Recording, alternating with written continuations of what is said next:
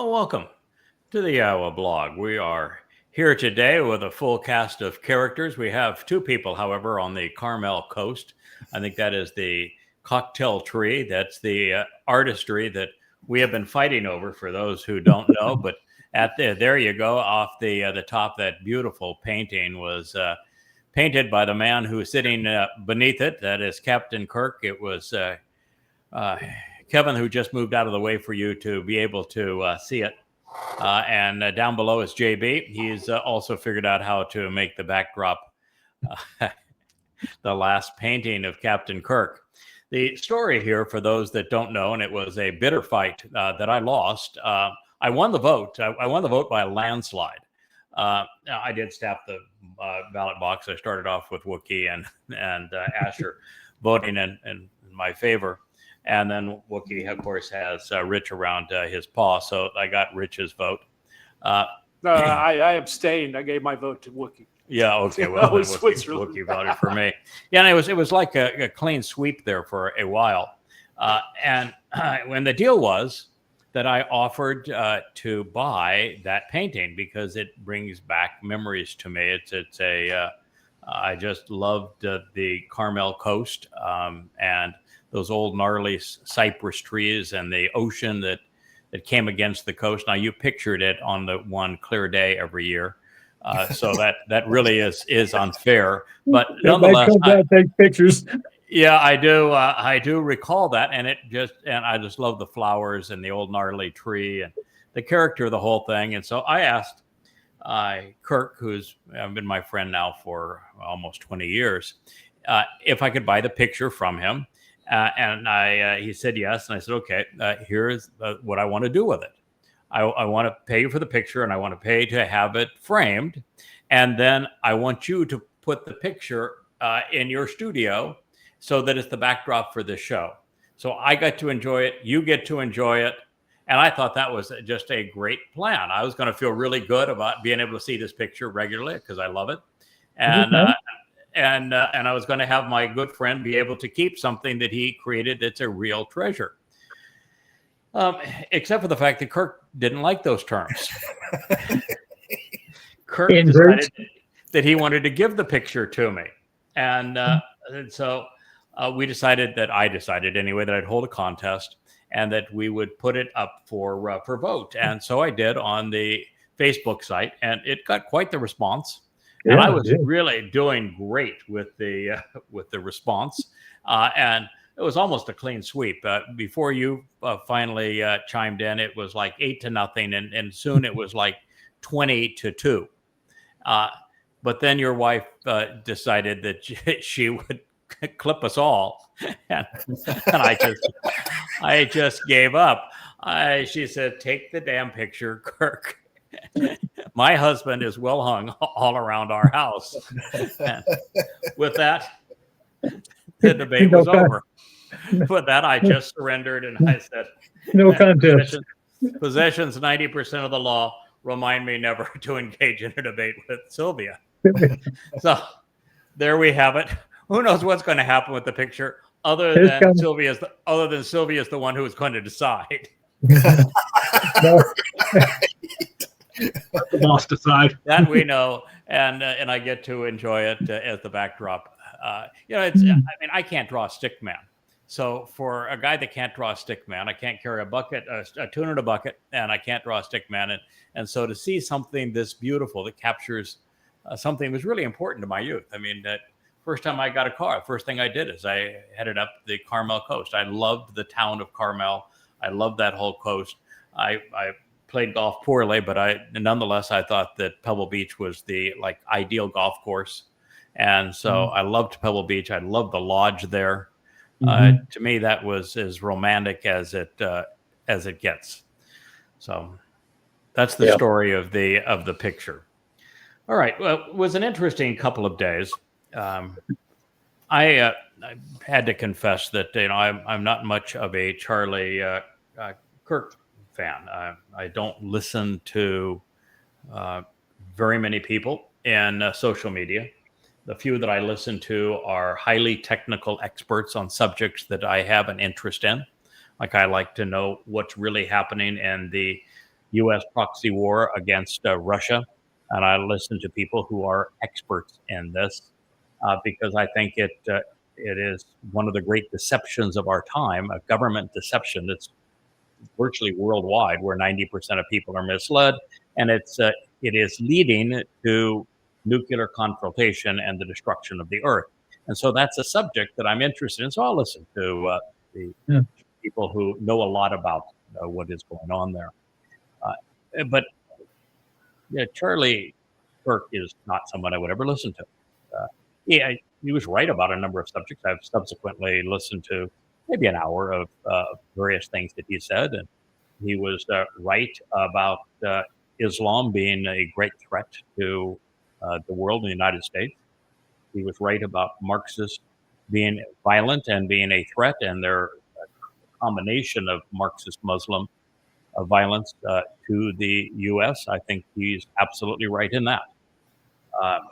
He was one of the few people that spoke out against America sending weapons to kill Russians in Ukraine. I don't know if you fellows know this or not, but the numbers on that, Trump has just lied miserably, saying that the Russians lost millions of people and that and they're losing hundreds of thousands a week and this sort of thing.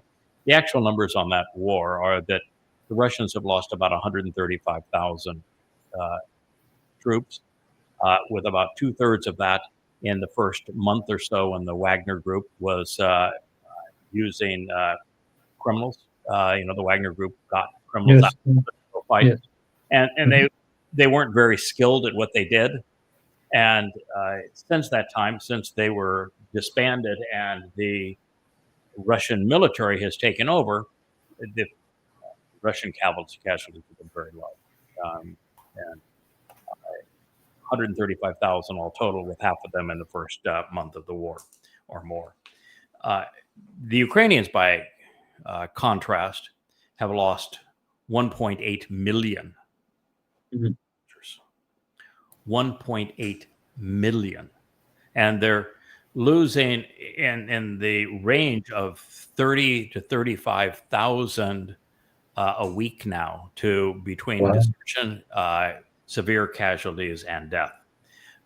And the whole thing is completely falling apart. You could give the Ukrainians the best weapons in the world, and there's no one to wield them anymore. And the Russians are just moving slowly because really all the Russians wanted with the ethnic regions in the east of the Ukraine. They've captured those.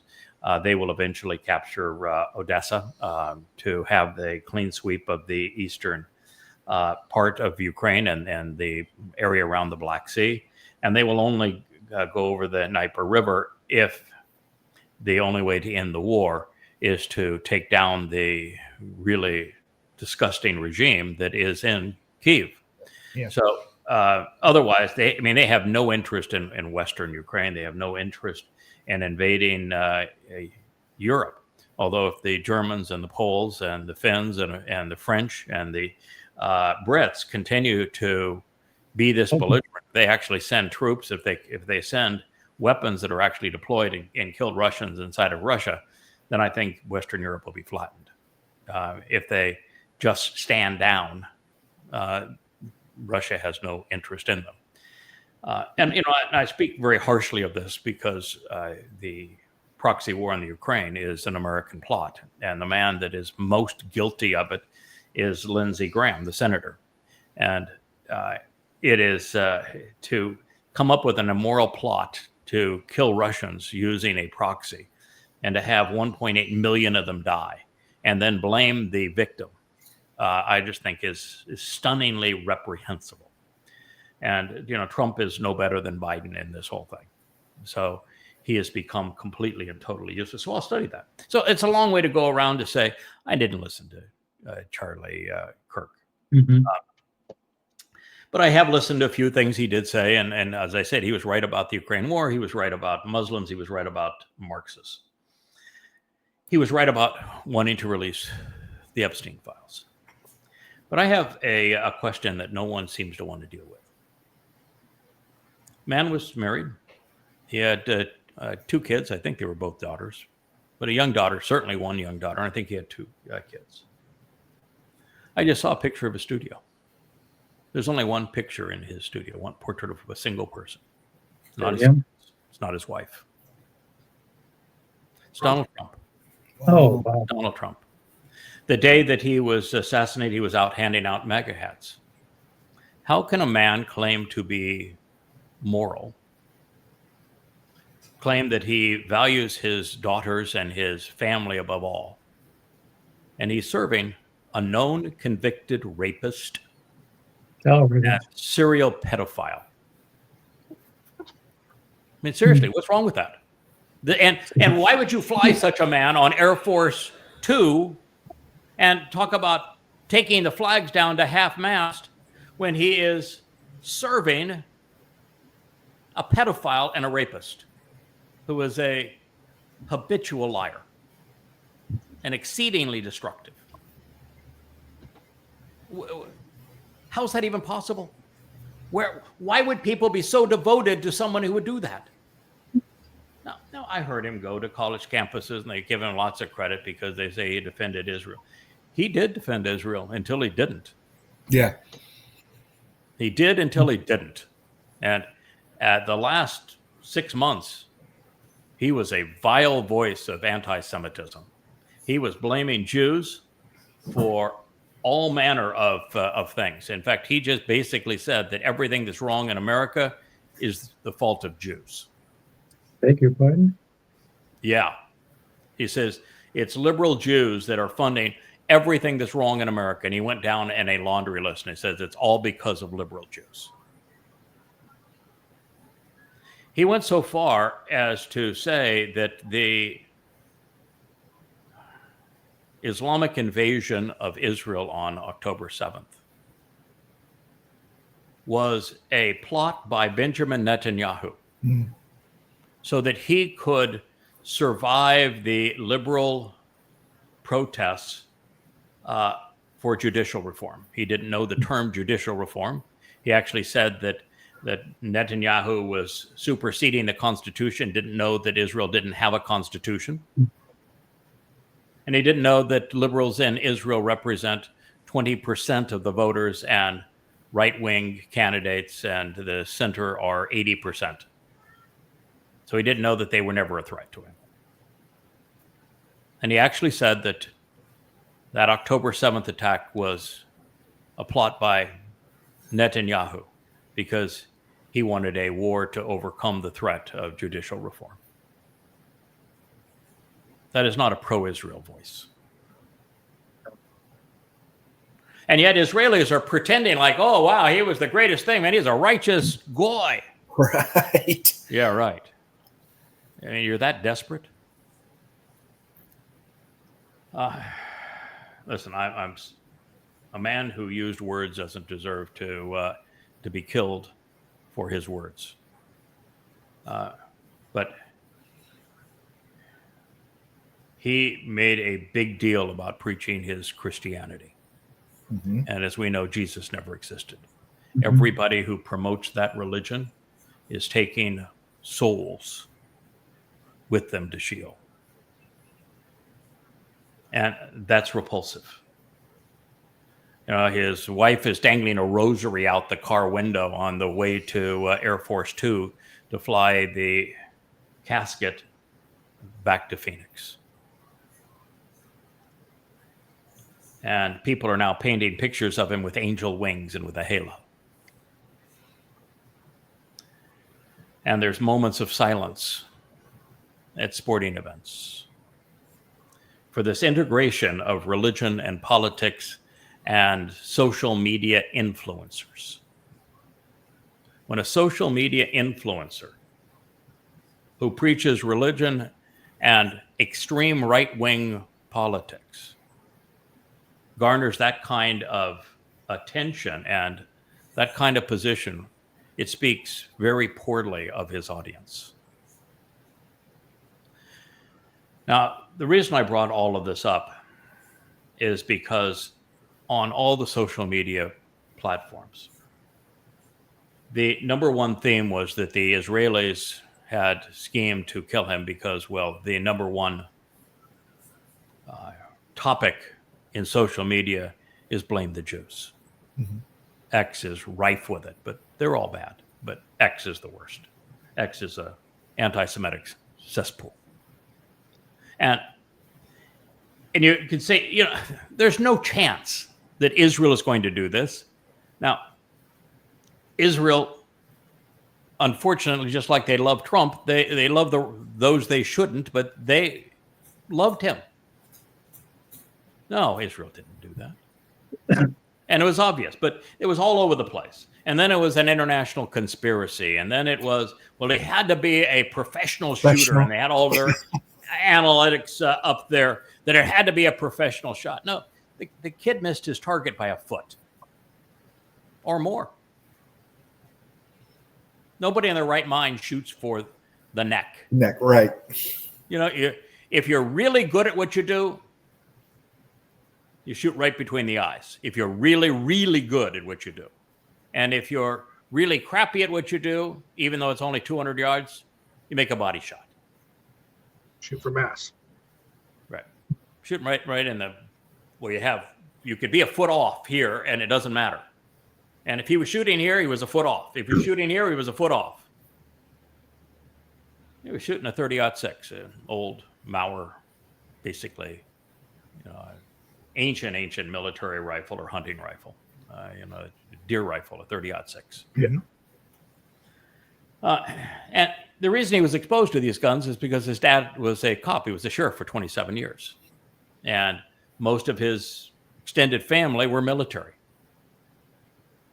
Kid's parents were Republicans. The kid was quite liberal because he wrote on his bullet that he was going out to kill a fascist. And this thing of Marxists calling people fascists is just reprehensible. It's just disgusting because, first of all, Hitler was a Marxist. Yeah. Stalin was a Marxist. Mao was a Marxist. Lenin was a Marxist. Marxists are responsible for killing 200 million people. Marxism has only been around, 100 or so years, and killed 200 million people. There's never been anything as lethal as Marxism in that short a period of time. I mean, Islam still has the high game score, at least 250 million dead, attributed to Islam. So it's still the most lethal thing that man has ever created. But It's been around a lot. Marxism has been around 1 century versus 14 centuries. Although, 80% of those that Muslims killed was in the first century. So, the first century of both of them was 200 million. So they're equally lethal. And they're the two things that are together today to bring the world to its knees. And the world doesn't understand that you've taken the two most lethal doctrines and you brought them together. Now, any time that a socialist, a Marxist, labels their enemy a fascist, they have no idea what they're talking about. Fascism and socialism are the same thing. Different name for the same thing. Hitler was a Marxist before he was a fascist. Mussolini was a Marxist before he was a fascist. They didn't want to, they wanted a way to differentiate from the people they didn't like. They were the same as the people they didn't like, but then they needed a way to differentiate themselves from it. And the way they did it is they called themselves something different. And Mussolini was the first, and he had, all of these godlike images of himself. And Hitler said, "Hey, I could buy into that. That's my thing. It fits me perfectly. I'm a fascist too." But it's the National German Socialist Workers' Party. And both exist under exactly the same principle, which is there's one dictatorial control mechanism, all power over people's lives, what you can do, what you can say, where you can live, everything's controlled, top down. Your religion, your politics, your livelihood, your speech, everything is controlled in a socialist and fascist government. And yet in both governments, even though most industries are nationalized, both in socialism and fascism, in both of them, there are exceptions for those who are most loyal to the party. Mm-hmm. that they can still own their own property and their own businesses, as opposed to communism, where the government owns everything. But Marxism and socialism, the same thing economically, the same thing politically. It's just a different name to the same thing. And so for this kid to call Kirk a fascist means that he was an extreme liberal, even though he was raised in a Republican household with a father that was a cop. Mom was a social worker. And so my point is that Tyler Robinson is America. When Elon Musk and others lashed out and said, if they want to kill us, we need to fight back. And I kept on posting all day, there is no they. Okay. This was a young boy. He's 22 years old. He's a twerp. He's living still in mom's basement on a little twin bed with boxes underneath it and a plastic chair for his computer. He had no job. He dropped out of college. He was in a trade school to be an electrician.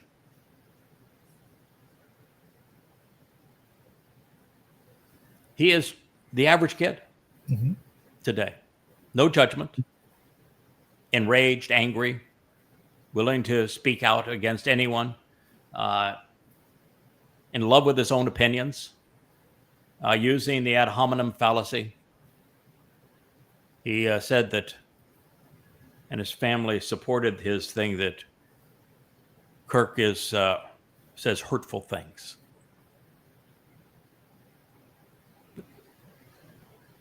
Criticize them. If you want to say you don't like his stance on Marxism, then try to justify Marxism. Yeah. You don't like his stance on Islam? Read my damn books. You don't like his stance on Christianity? Read my books and use it against him. Then you could debate him. But don't pretend that he says hateful things, then you do something hateful. You're a damn hypocrite, which is the problem with Marxism. They claim that they're enlightened and they're ignorant. They claim that they hate, and yet they're the most hateful people going. They're as hateful as Muslims. And so the realization that Tyler was America, there is no answer for that. There's 100 million more like him. There is no answer for this. And the more you try to perpetrate one, the worse you're going to make it. Academia has already done its damage. And this is not university level. He only went to a college for one semester and then dropped out. This is strictly lower level academia. And social media.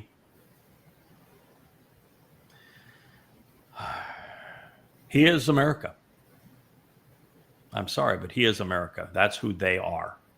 So now what are you going to do? There was a tragic announcement today of great consequence. I don't know if you guys saw it or not. MBS of Saudi Arabia had this huge conclave of I'm going to call them towel heads around him. The richest and most elite of the Muslims. And he began by saying that the provocation of Israel by attacking Qatar had to be responded by a unified strike and attack by Qatar and Saudi Arabia and all Islamic countries. Ooh. And that he would offer the full force of Saudi Arabia to hold Israel accountable without limitation. And that in addition to responding and punishing Israel for the bombing in Qatar, which took down one building, Hamas headquarters, Saudi Arabia wanted to control Israel and hold Israel accountable for genocide against their Palestinian brothers and destroying Palestine and Gaza. And he went on and on about the rogue Israeli state. Now, I want to talk a little bit about this, guys. Feel free to chime in. You can feel free to disagree with me if you think I'm wrong on any of this. I'm Not so far. happy to have the critique.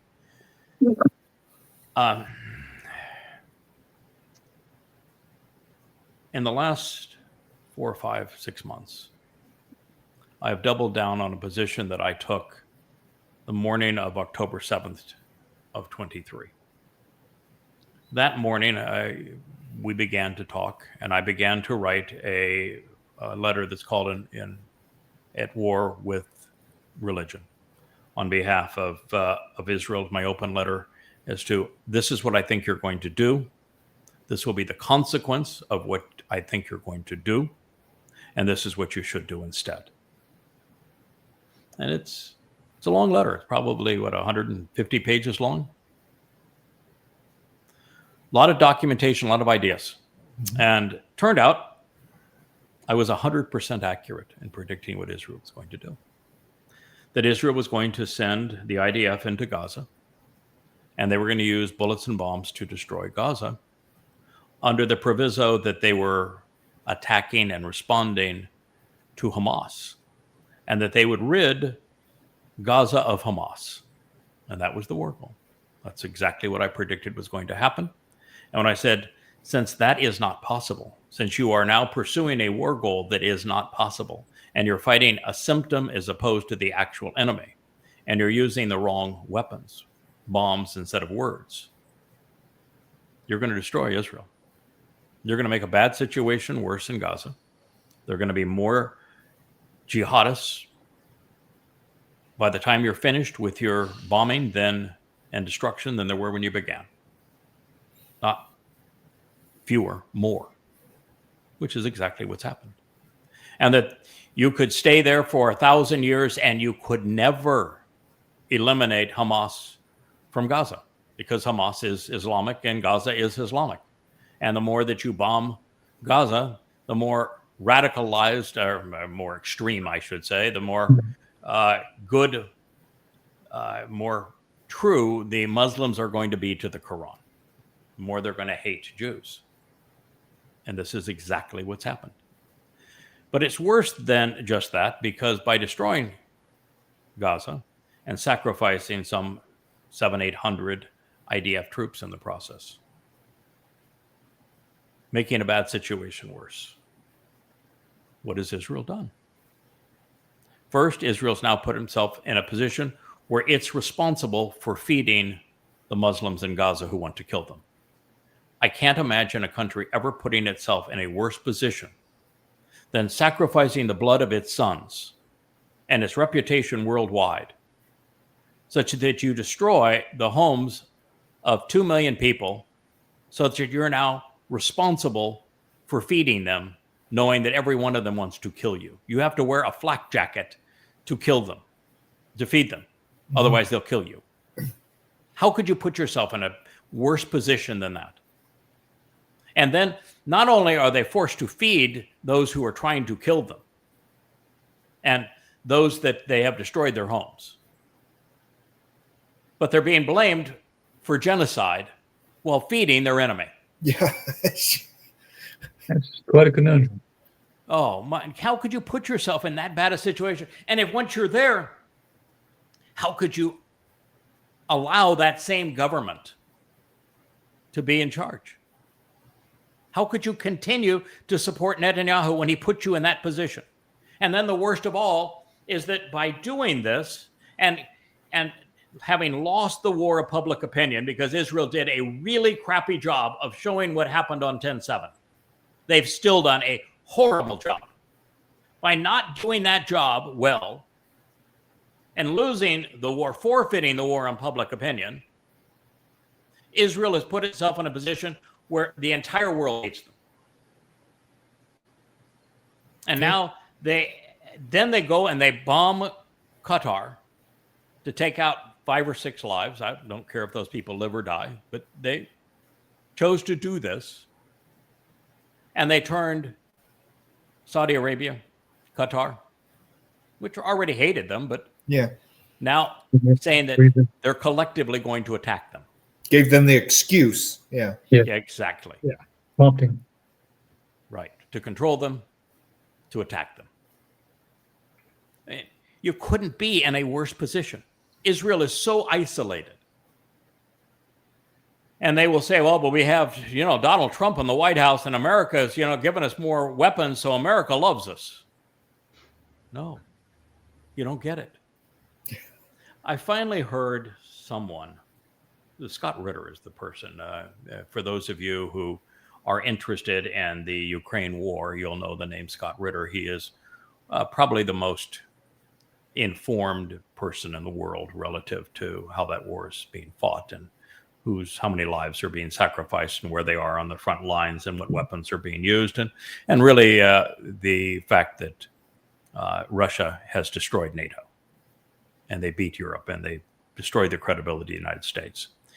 Scott Ritter said something that I have said before, I have posted before, and I don't think anyone has ever responded to me based upon this, but I thought it was fairly profound at the time, and he is now the second person I've heard say this after I did. He said, there's only really one way that you can interpret what the United States is doing relative to Israel. Because Israel has turned the entire world against them, and Israel has isolated the United States and the Middle East to a significant degree because it's viewed as the country that arms this savage attacks on Gaza. And so he says, there's only one explanation for it. And then he says, I can't give this credit to Trump because Trump's not that smart. But people like Trump are never in charge. And it's no one in Trump's cabinet administration that's smart either, so they're they're in charge. But there is between the CIA and the NSA and the financial leaders of this country and the military industrial complex, and this is something I've always been uncomfortable talking about in terms of who really runs the country. But the fact of the matter is, there are people who have come up with a plan that are much smarter than Trump. And the plan, sadly, is to give Israel the bombs to destroy itself. They knew what Israel would do. They knew what Netanyahu would do.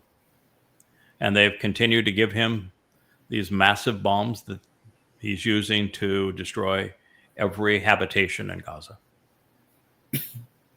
And it is suicide for Israel. There'll be nothing left of Israel as a result of all of this. 1 second, excuse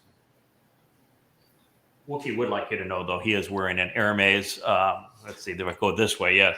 He is wearing this is a Hermes as opposed to an Hermes, but he is dressed.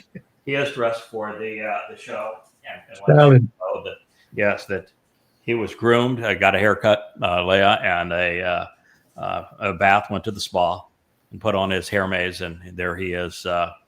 But he's now over in the Wookiee throne. He has a special throne that's used to be my office, now the studio. So what he came to the same conclusion I had come to it 4 months ago, because I was constantly told when I said Trump is the great betrayer back in November, as I announced this, that Trump is the great betrayer. He is going to betray Israel. And he's going to be the ultimate sponsor of the two-state imposition that will make Israel indefensible. And so in saying that, the retort from all of the pro-Israeli popular posters, but that's not true. Because look he's giving us so many bombs and weapons. And my retort even then was, you don't understand why. You're not only being played by the Muslims, you're being played by the United States. The Muslims who invaded on 10/7 Alaska flood. They were only trying to do one thing. You're not going to send 4,000 jihadists, mostly on foot, into Israel and conquer Israel, are you? Really. No. So why did they go in screaming Allahu Akbar, raping, torturing, plundering, burning, abducting, and killing? Why did they do that? Antagonize them. No, aside Why from the did fun of it, Yes, Come get me. yes, Come get me. yes. Why? Why did they do Their that? history of doing it. Right. Muhammad They had Ali. a history of doing that. They did it to antagonize Israel because what did they want Israel to do? Oh, Yeah, come, yeah. Come They wanted bomb Israel Gaza. Come kill to come bomb Palestinians. Gaza. And they Yeah. wanted lots and lots and lots of Muslims to die, and they wanted Israel to destroy Gaza. And they already had all of the resources already positioned in universities, and throughout the media. Qatar had already bought them, Bottom. ready to say that before Israel even went to war in Gaza, that Israel was committing genocide. Mm-hmm.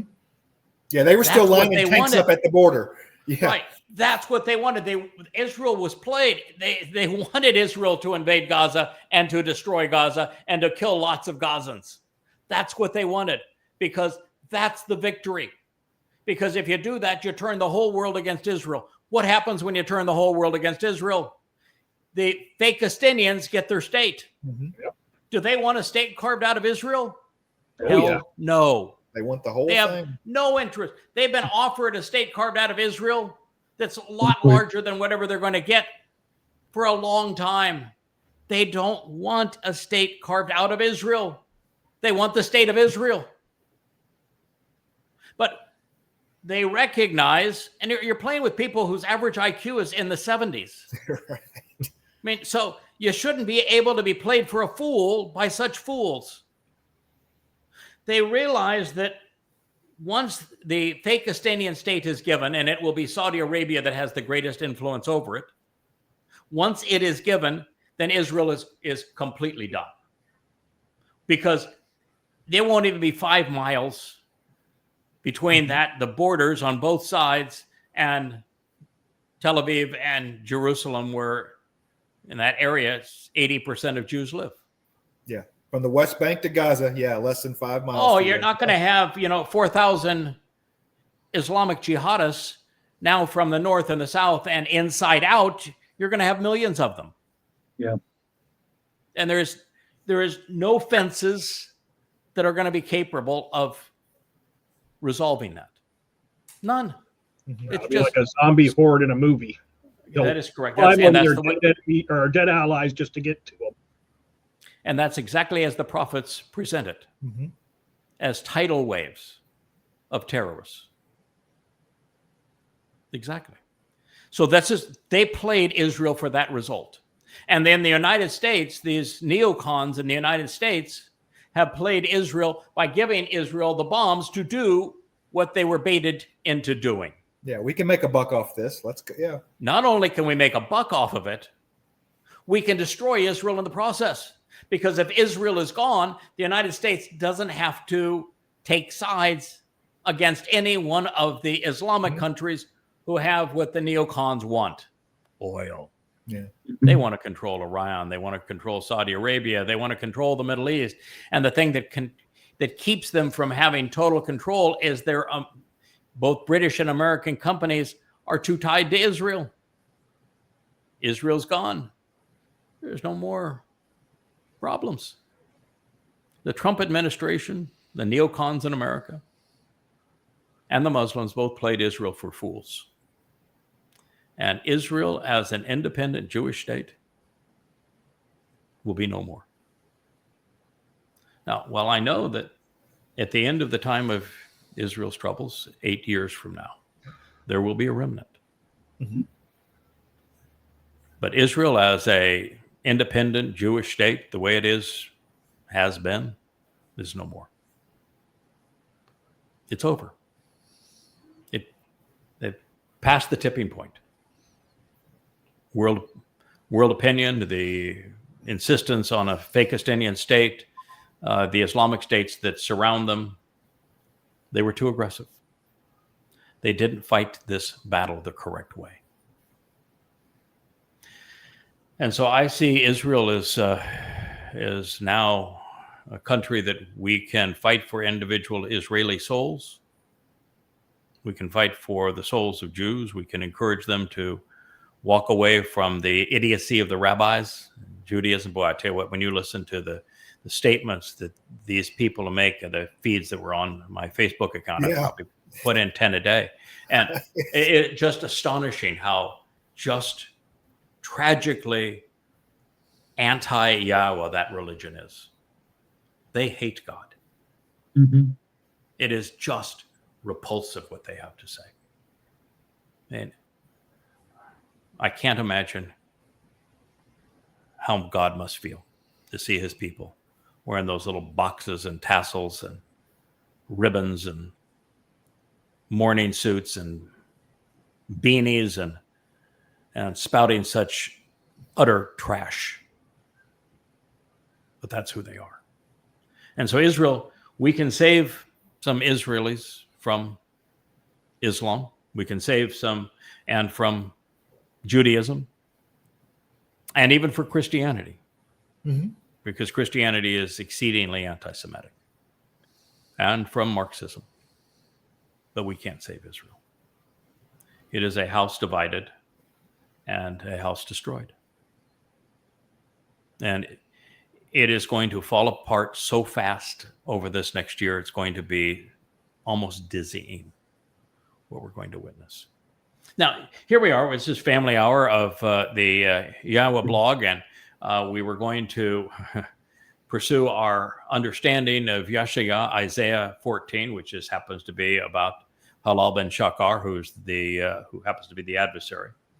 So it's not a happy subject, clearly, but it's an important subject. And we spent this entire time talking about the likes of what America has become, the hypocrisy of the MAGAs and the Charlie Herds or Charlie Kirks of the world, and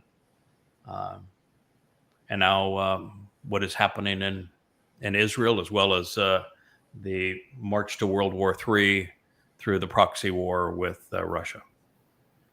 But all the same subject. Yeah, we're stating a problem, offer the solution. Yeah, correct. Everybody knows it's messed up. You know, we can look, anybody can watch it, regardless if you agree or disagree what you're seeing on those screens in front of you and how it makes, everybody will tell you what's messed up. We're the only ones offering the solution. Right. Yeah. We can tell you why. We can even tell you why it's messed up. Yeah. When they can't. Yeah. We know why it's messed up. We know how fast it is falling apart, and we have a solution. Yeah.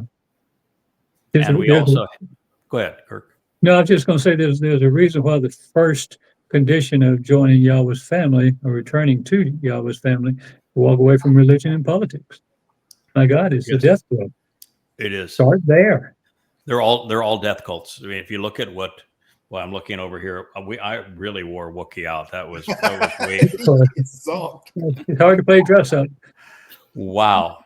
So I told you he had a throne. There he is. But he's in the library. You can tell him he's got his reading material right there next to him.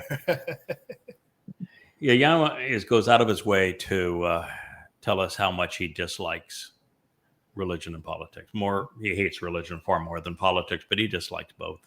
And both are deceptive. Both are misleading. Both are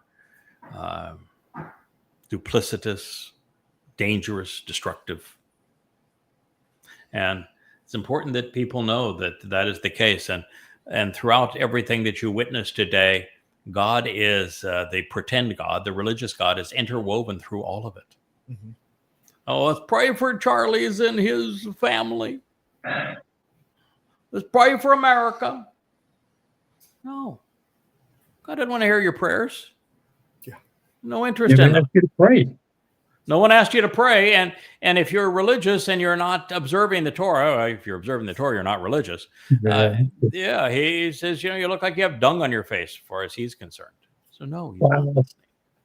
Doesn't want to hear from you, particularly if you're religious, or you're overtly political, or you're anti-Semitic.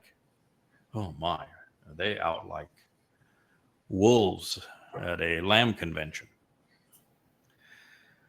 All right, gentlemen, unless we have something we want to add to this mess, we'll return to the story of Hasatan. The presentation of Hasatan is found in the 14th chapter of Isaiah, actually known as Yahowah. And we have made our way to the 9th verse of that statement. It opens actually with God telling his people, this is the positive alternative for you. And then it moves into a condemnation of religion and politics and an expose on Satan. One of the discoveries that I made very early in this process, this goes back now really 24 years ago. I was studying the Quran and trying to understand why the Quran was equal parts tributes to Satan. The Quran says that all of Allah's messengers speak for Satan. The Quran has whole surahs that are devoted to demons, which are the jinn. Whole surahs devoted to them. We're told that the demons just love Muhammad and the Quran. And we find that Allah spends all of his time in hell, torturing people. So if he's spending all of his time in hell, you know who in the hell he is. You would think. Yeah, it's pretty damn obvious. And so as you're doing this and you're trying to understand why then there are surahs where Allah and Satan are having a conversation, and you really have a difficult time trying to figure out which one's Allah and which one's Satan, because their agenda is exactly the same. Exactly the same. There's whole long discussions, and they're repeated in numerous places, which are arguments between Allah and Satan, and you really can't tell which one's which. So I just was confused this is going back 24 years ago, and I was confused. What is this argument between a God that is modeling himself after Satan and Satan? Why would a religion like Christianity criticize the Satan when it's pretty obvious that Paul created his God Jesus on behalf of Satan because he admitted he was demon possessed? Yeah. And his God is exceedingly anti-Jewish, hates Jews. So pretty obvious, but then it condemns Satan. So I was saying, why was that the case? And then was a friend that pointed me in the direction of Pike's Morals and Dogma of Freemasonry, 32nd degree, yeah. Mm-hmm. And it talks about religion from Satan's point of view. Mm-hmm. And what it said was that Satan is saying, because as a 33-degree Mason, you are officially a Satan worshiper. And it said that Satan must destroy the adversary title to be perceived as a god. Yeah. And then you go to this statement and Yahowah 14, and now the whole thing falls into place and you understand it. The reason books like the New Testament, because by the way, the Torah, prophets, and Psalms say very little about Hasatan. Yeah. He's a bit player. And Christianity is a big deal. And Islam, huge big deal. So why in these religions are they so fixated on disparaging Satan? What does Satan mean? What does Satan mean? Hasatan, the adversary, yeah. So, all right. So does Satan want to be known as the adversary? Absolutely not. No.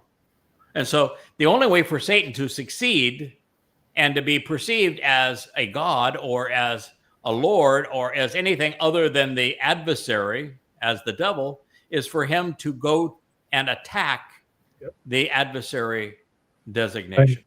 Right. Mm-hmm. And that's exactly why Satan is besmirched by Satan in the Christian New Testament and throughout the Quran.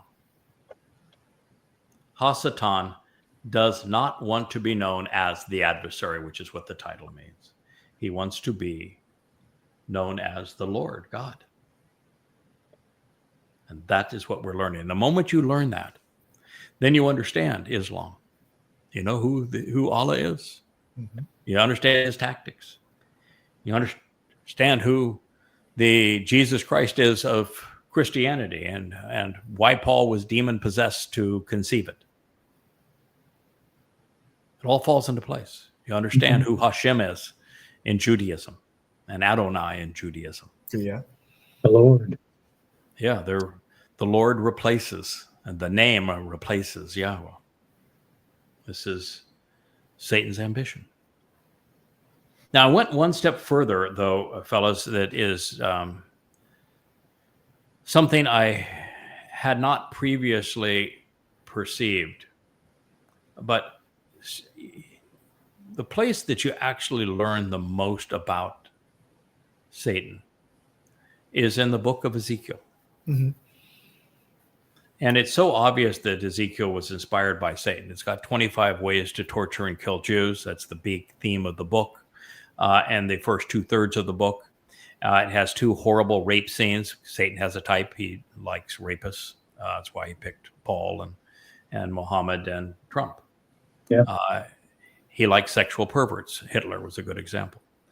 And so it's obvious that that is satanic.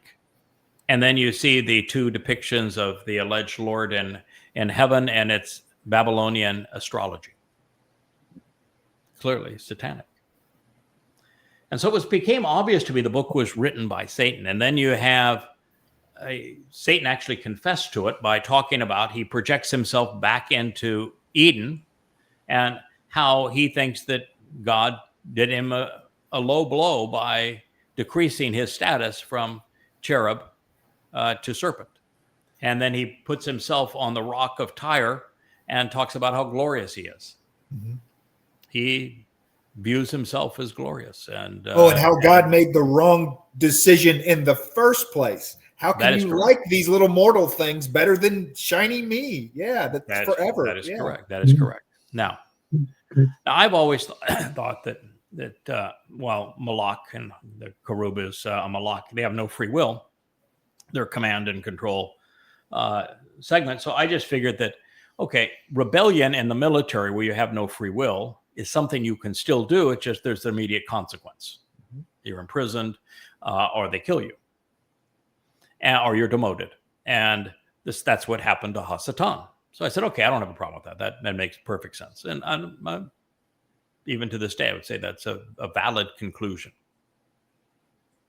But when you read in Yeshaya that Yahweh admits, he says, listen, I created evil. I created it for purpose. And then you realize what the advantages are of religion. Like this conspiracy, Yahweh told us that this psychopath that we've had to deal with, that agreed with everything that we had written and said, and then to serve their own interest, they've now promoting the antithesis of what we concluded and what they agreed to. And now they're universally an antithesis of it. And are doing everything they can to try to destroy my credibility. Mm-hmm. And, so be it. I've learned that is not a bad thing. And that the reason God was so explicit in telling us about it in the Torah through the stories and Numbers was he wanted us to know that that's exactly what they did to Moshe. And that I should not only know that and expect it, but he said, this is how I want you to deal with it. And then God went on to say, here's the consequence of it. like this metastasized from Numbers 11 and 12 into 13, 14, and 15. And what happens in Numbers 13 and 14 after the two meltdowns? The one where Moshe says, I want you just to kill me because they're this obnoxious. No one can stand these people. They're that abusive. Like the conspiratorial cult and the way they decided they were going to turn and be so condemning is, God in Numbers 11 says, listen, I happen to agree with you, man. I torched the entire surround of this place. But I got a couple of guys. We're going to get this resolved in the end. All you're going to have to do is get them to the land, and I'll take it from there. Got some guys. And then you read, what they told God in Devarim 18, and they're saying, God, we never want to see you again. We never want to hear from you again. We never want to see you again. God couldn't deal with them. Right? God couldn't deal with Jews. Yeah.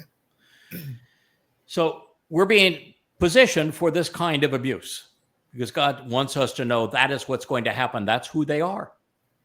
But this time you can't back away. You got to see it through. And then you get into Numbers 12, and now you have a despicable woman who was once part of the inner circle, Moshe's sister, and her brother coming and saying, we too speak for God, just as this contentious mother goddess cult has done, right? Mm-hmm. And you say, well, how could any of that be good? Because they didn't go off and just do their own little thing and worship Mother God. No, they have to spend almost all of their time trying to disparage me. Mm-hmm. The very person who taught them everything they know about the Torah and prophets and Yahweh. And to go to the opposite of everything that they previously held to be true. Yeah. And you say, well, how could that be good? Well, God clearly is allowing it, right? God clearly allowed it, and he warned us about it in Numbers 12. He said, this is what's going to happen to you. And by the way, this is my response. I'm covering her with leprosy, and I'm expelling her from the community. And oh, by the way, my last mention of her will be in Devarim. And in Devarim, I'm going to tell you the whole story of why I have divorced her, and it's over. She'll never be part of anything associated with me going forward. The divorce is fine. Why could that be good? The same thing, the same reason that Satan serves a good purpose by being very bad. He was programmed to do exactly what he is doing. Why? Because God doesn't want a huge mob in forevermore. Yeah. He was happy with just Adam in the garden. He was happy with just Dod amongst his people. He was happy with just Koleb. You know, when it metastasized to the spies, God says, everybody over 40, you're dead, except those two guys. Everybody else, you're dead. So did God try to say, let me solve this problem and see if I can make the family, put the family back together, fix this fractured family? No, he said, you're just all dead. I'm not going to even talk to you about it anymore. It's over. And then in 15, he presents the plan for 3,400 years later that he's going to use to restore that relationship. And so God's view was that rebellion served a purpose. It got rid of all the people he didn't want to spend eternity with. Mm-hmm. You know, it's not unprecedented. He did the same thing with Noah. He said, okay, y'all are so bad, I can't stand you. So this is the only one who walked away, and he and his wife, we don't know much about his wife, and we don't know anything about his kids either, but at least they walked with him instead of walking with them. And he said, it may sound cruel, but he wiped out all of them. He said, I'm going to start again with this group of people who trust me. Yes. And that's what he's doing now. I mean, I see it as just another, unfortunately, he has to weed them out every now and then and say, who wants to be with me? Mm-hmm. How many religious prophets were there in the time of Elia? And that story at 480. Religious prophets, like 800 or 600? Yeah, 400 and 450, 850. Oh, okay. Right, JB? Yeah. 850, 400 and 450 between Baal and Asherah. How many were there at the end of that narrative? I know that one. 0. So did Yahweh say, hey, I'm gonna fix this all up for you. We're going to have a time of grace. We're gonna have forgiveness. All you need to do is believe, and it'll all be good. We'll be religious together. Kumbaya. Did he say that? No, Eliyahu ripped him a new one and they killed him. No, it was. Yeah. He embarrassed them, he mocked them, and then he killed them. Wow. So, what's the purpose of this mother goddess cult? What's the purpose of these anti-Jewish conspiracies? What's the purpose of Christianity and Judaism and Islam? It's the filter. Yep. Yeah, it's a cleanse. Right. God's not looking to save everybody. He doesn't want everybody in heaven. He wants a way to get to thin the herd so that it's just the people who get it, the people who share his views, the people who are committed to him, who love his name, who love his son, who've taken the time to listen to what he has to say and accept the house rules. Yeah. Yeah. And so we have to look at what Hasatan does and these perverted conspiratorial, which is the mother goddess cult, religious or political mindsets that is so destructive. And we have to realize that God created that for a reason and that Satan is actually programmed to do that. So when it comes to this Torahless one, who is Donald Trump, and Satan's possession of Donald Trump, well, Donald Trump had free will, and he made this decision because he's such a despicable character, and he couldn't handle the fact he was losing every court case, he lost the election, and he was going bankrupt. So he made a deal with the devil consciously, and he knows he's demon-possessed. But Hasatan, he knows the future. You'd think, if anything, he would say, no, I'm just not going to do that. I mean, I've been asked the question before, if Hasatan knows that after he kills you as the anima para, that he is done, why doesn't he just avoid killing you? And then the children of Israel are purged, and then it's all over, and Satan wins. All he has to do is not do what it says he's going to do. Why doesn't he do that? He can't. He has to. He can't. He can't. He has to do what he's programmed to do. He didn't have a choice when it came to Donald Trump, although clearly Donald Trump is his type, just like Paul and Muhammad and Hitler. It's his type. But he didn't have a choice. That's probably enraging in itself. Yes. Knowing the answer, knowing that all I would have to do was not, and yet I can't not, it's there's got to be a little self-loathing in Hasatan from that. No. I think he embraces it. No, and no. I don't think so. What is the common trait amongst all extreme narcissists and psychopaths? What is the one thing that they all have in common? They love themselves. Nope. No? Nope. They don't love themselves. They hate themselves. They project their faults on others. What was Charlie Kirk's pet peeve? You know what it was? He says, I hate the word empathy. Mm-hmm. Oh, my. It was his pet peeve. I hate the word empathy. Now, the thing that all psychopaths have in common is they don't have any. They don't have any empathy. They have no concern for anyone, including themselves. Now, why did Trump go after the crocodile tears in my buddy Charlie? He was killed. Then he went to the Yankee game, and he's all, hey, baby, doing the Trump shuffle and all smiles. Same day. Why? How? Yeah. Because he has no empathy. Yeah. And by the way, they don't love, a narcissist doesn't love themselves. They just hate everybody. All they care about is themselves, but they know they're despicable. And their only way to achieve what they want is to tear everybody else down. That's the same thing as Satan. So you can't say that Satan has this sense of loathing or any emotion. He doesn't. He's a tool. Back to your children. Yeah. He's just doing what he's programmed to do. Yeah. He provides the choice. Yeah, well, yes, and what he doesn't have any. No, but he provides a choice for humanity. Yes, he does. He does, but he himself doesn't have one. That's good. So it is actually very helpful to understand the adversary, because then you understand how religions work, how politics works, what it really means to be demon-possessed like Paul, like Muhammad, like Donald Trump. And when I say they're demon-possessed, Paul admitted he was demon-possessed. Yeah. Muhammad admitted he was demon-possessed, and they both acted demon-possessed to confirm it. And Donald Trump, the difference between Donald Trump 45 and 47 is clearly demon possession. He has become the most despicable man on the planet. If he follows suit with Muhammad and Paul, he's going to admit to it at some point. Yes, he is. Yeah, absolutely. Mm-hmm.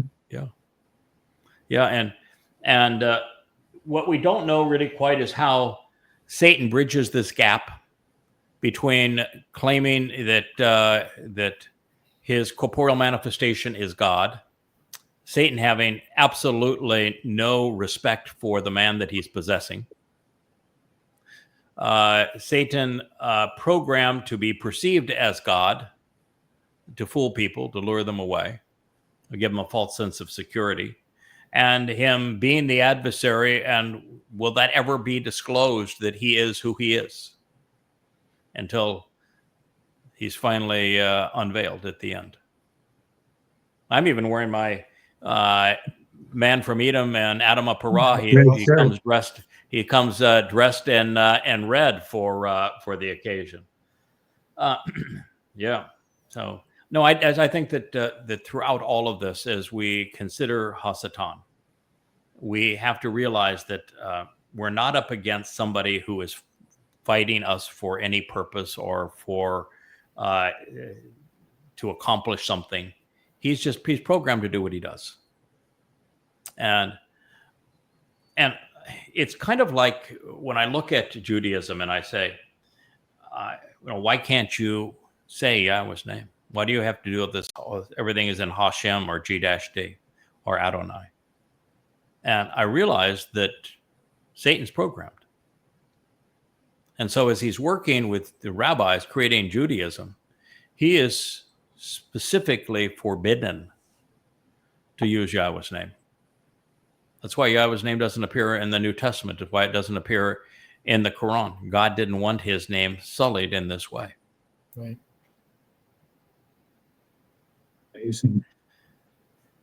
So there is a book, however, that we have to be careful about, because just because you include Yahweh's name doesn't mean you're right. Mm-hmm. If you exclude Yahweh's name, if you change Yahweh's name, you're definitely wrong. If you present Yahweh's name as the mother goddess cult is because you want to work mommy God into God's identity, that's dead wrong, and the consequences are unforgivable. But there is in the book of Ezekiel, well over 100 references to Yahweh's name. Mm-hmm. It's used all the time. And so I had to come up with a way of, this is not him. I came up with an initial for it as opposed to writing it, because I knew it was being used inappropriately. And so that is a place where you see the consequence of Satan using Yahweh's name and doing so inappropriately. So it's just like circumcision. It will exclude you from heaven as a man, but it won't necessarily include you. Right.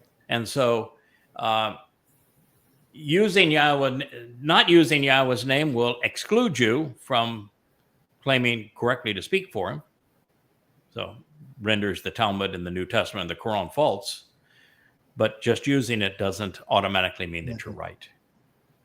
Is the point. But the point I wanted to make is that Satan is not allowed to sully Yahweh's name in religious books like the New Testament, the Quran, or the Talmud.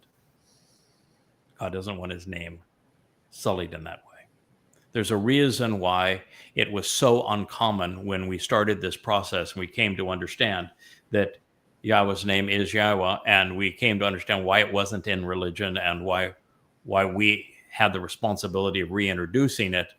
It's because it wasn't sullied. It has never been sullied. So we can learn a lot by, I think, having a better understanding of who Satan is through this process. So it now says, and this is the passage that we were at in our last program. So we've done an hour and 10 minutes of this program, and we are now returning to where the program was supposed to begin. Right on schedule. We are right on schedule, aren't we, guys? Yeah. Okay. Who was the one that was long-winded among the group? Wookie. Wookie never shuts up. Wookie's looking at me, wagging his tail. What'd I do? What I do, Pop?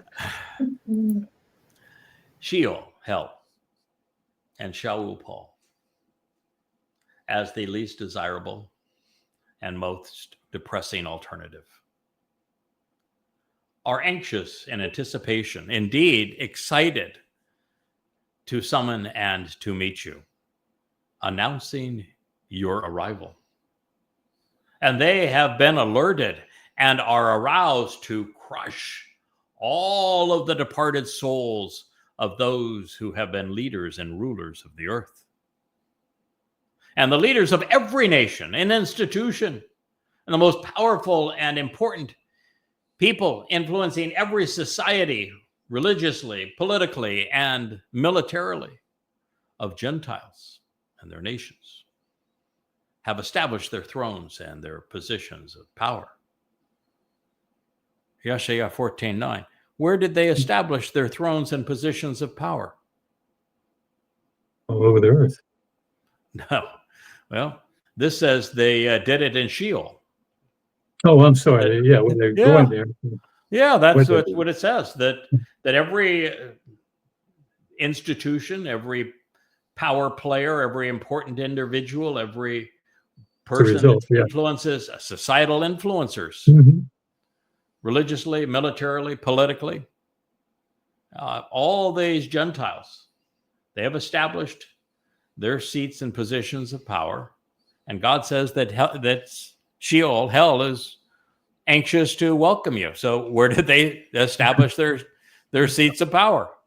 Sheol. So, and when God uses coal, and he used it before these leaders, Kol Melech, would coal mean a few of? All. No, it's just all. It's all. And listen, Sheol is an inanimate object. It is essentially a black hole. It is a place where time exists forever, and all other dimensions are crushed to the point that they essentially cease to exist, where not even light can escape. And so the souls of those who have misled others, the souls of all of those who are political and religious and patriotic and societal influencers and all this, it says their souls, of the leadership anyway, are going to Sheol. And that Sheol is just delighted to have them. It's been anticipating their arrival. Their arrangements have been made, baby. Like I've told everybody, Donald Trump says he wants you to make a donation so he goes to heaven. And I said, no, I've already got a confirmed reservation for him in hell. It's the 24th of September, 2033. So nothing's going to change that confirmed reservation. Yeah, just watch. Hell is excited to receive these guys. It's been anticipating this for a long time. And so this is a indication of what God thinks of societal leaders. He said all of them. Yeah. So if you are a popular multi-million person influencer, you're in real trouble. Yeah. If you're a general, you're in real trouble. If you're a president, you're a prime minister, you're a king, you're a prince of any of these places, you're in real trouble. If you're a pope, you're headed to Sheol, man. Arrangements have already been made. They're anticipating your arrival. Yikes. Now, what's different here is God's not saying that the dupes that they their followers. He didn't say that their followers are going to hell, did he? No. He just said the leaders are. God's issue is not with the misled. It's with those who mislead. Such a simple concept, the difference between the two. He spends all of Numbers 15, not all of Numbers 15, he's a significant part of Numbers 15, talking about the difference between crimes of omission versus commission. Mm-hmm. And those who have been misled, a crime of omission, can be restored. That problem can be resolved.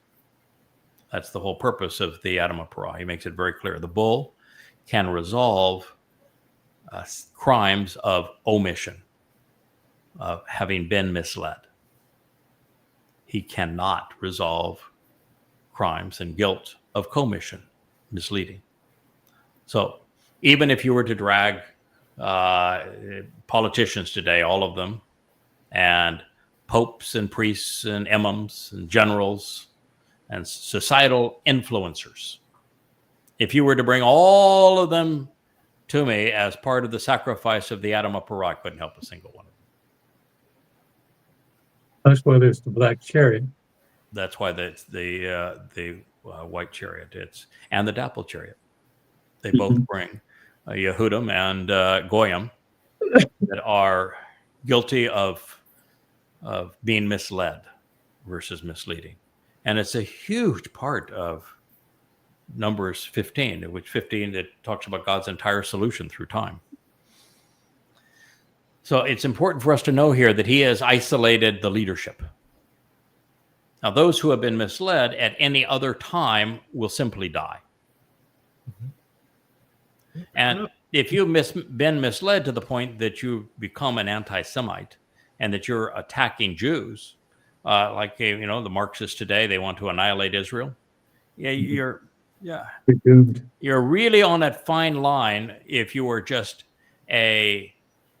one of the stupid idiots that's just out there parading and holding up a sign versus a ringleader of the organization, as to whether or not you have crossed that threshold. Because the threshold difference is your soul is destroyed versus your soul is sent to Sheol.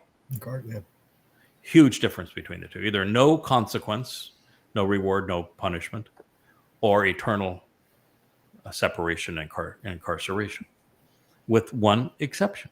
There is a period of time that God's going to choose through those two chariots, the white and the dapple chariot, Goyim and Israelites, that he's going to bring into Israel, that he's going to purge of being wrong and being misled, but not misleading. And so that is what we talked about and what God talked about in this previous statement. Remember, before we got to this one, it was talking about how the Goyim are going to be the workers of the millennial Shabbat, and how that was actually a good thing, not a bad thing for them. Yeah. Good thing for everybody. Otherwise, it'd be death. Yeah, nothing. Yeah. Right. So if you've been someone misled, but you were part of the great jihad, you're either going to die or be sent to Sheol, depending on whether or not you crossed that line between being misled and misleading, and how you treated God's people. May I ask a question? Mm-hmm. The people who are taken as workers and during that period of time, will they marry and have children? And if so, what are the children's situation? We are told that the womb of Israel will open. Mm-hmm.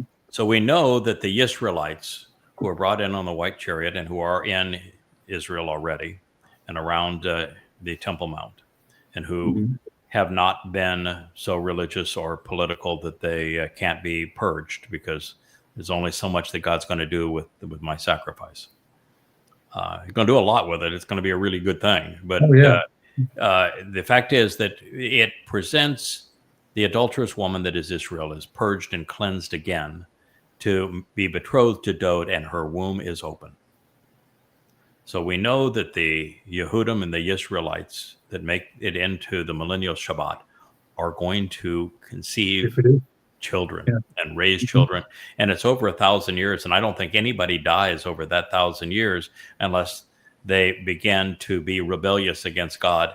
And it's Elzah's job to snuff that in the bud.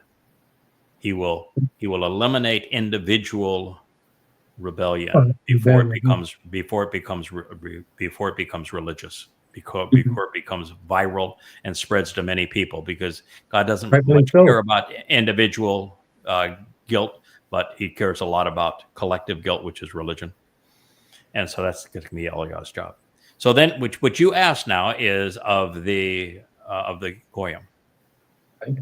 And well, we're told they're going to be the workers of the millennial Shabbat, which is a very good thing for them. Yes. There's two things we are not told, and we're actually, I can't say we're not told. I have not seen Yahweh's testimony yet that tells us that the Yehudim who benefit from the sacrifice of the Adam Parah and are the mortals who populate the millennial Shabbat, we have not seen testimony that says that our teaching and guidance for them will provide them with the opportunity for them to become covenant and therefore immortal. Okay. Although we have read many things that suggest that they will also ultimately benefit from Dod's sacrifice, because what he did on matzah has far greater capability than what I did. Mm-hmm. So if you have misled, you can be cleansed of that by what Dod's sacrifice did on matzah. I have come to the conclusion, and when I've tried to view everything from God's point of view, and we've spent 24 years doing this together, and I'm right probably 95% of the time or more when I take God's point of view and I read something and I just say, the natural response of God as I know him is going to be as follows. And 95% of the time we find the affirmation of that somewhere else, and just unexpectedly, part of something right out of the blue almost. Yeah. Right. So my conclusion was that the mortal remnant of Israel will have that opportunity, and that'll be part of the job that we will have going forward as teachers. I can't imagine God not allowing that for that 1,000 years, because 1,000 years is nothing compared to eternity. And what are you going to do with those people at the end of 1,000 years? You're going to truncate their lives. You can't be mortals in the seventh dimension. So what does he do? And so the only intelligent thing is that they can become covenant. Otherwise, why would even God take the time to write the Torah inside of them? So right. I think the answer is, of course. Now you're asking about Goyim. Yeah. Will there be Goyim in the covenant? Absolutely. That's Shabuah has both Goyim and Yehudim, and God's very clear that the path to him, there's one Torah for Goyim and for Yehudim, for Israelites. So we absolutely know that there are Goyim in the covenant. I mean, God's end times guy is a Gur, and a Nakri is a foreigner, and an observant foreigner at that. So absolutely. And I think that once you're in the covenant with Yahweh, your ethnicity doesn't matter anymore. I think God views Dod and all of us as brothers at this point. I don't think ethnicity will matter at that point. I think it does during the mortal remnant period. So then you're dealing with these Gentiles who have the right aptitude and attitude to come in and be the workers. So they are definitely distinguished from Yehudim. Yes. Correct? Yes. And God doesn't really have to make a promise to them, because they are differentiated and they're getting the opportunity of a lifetime, because they're not dead. And they're going to enjoy working in the most ideal of all environments. But can they, with your question, have kids? Yeah. During this period? So. Yeah. And will those children and they have the opportunity to become covenant? So that first part I'm really comfortable speculating on, said absolutely for Yehudim. with the Goyim that make it into the millennial Shabbat? I don't know. Yeah. I don't know. If I were to, place my bet, if you will, just on intuition, I'd say probably yes. Yeah. Well, we've been doing a lot of teaching during that period of time, and we'll be celebrating the Moed Mikra forever. So, I mean, somebody's going to get wind and say, wow. Yeah. But keep in mind, too, that while the universe is big and God is really big, God's never been big on having a big gathering. Yeah. Ever. I get that. Yeah. So does God need it? No.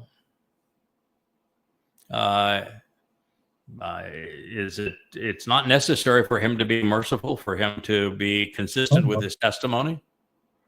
If I were a goy, I wouldn't allow my situation to go past Shabbat. Yeah. Yeah, I would not allow it to go past Shabbat if I were a goy. I think you're in a goy. You have a much shorter timeline, and whether or not your last opportunity is this next Shabbat or the one following it, 2026 or 2027, you'd be really foolish to go beyond that. You'd be really foolish to go beyond that if you're a Jew, because 2 out of every 3 are going to die. Yeah, the odds are not good. Right, and what are you giving up to be able to spend this interim time with Yahowah in Shamayim? Right. And get to live forever. What You're not giving up anything, and you're gaining everything, and you're not risking anything.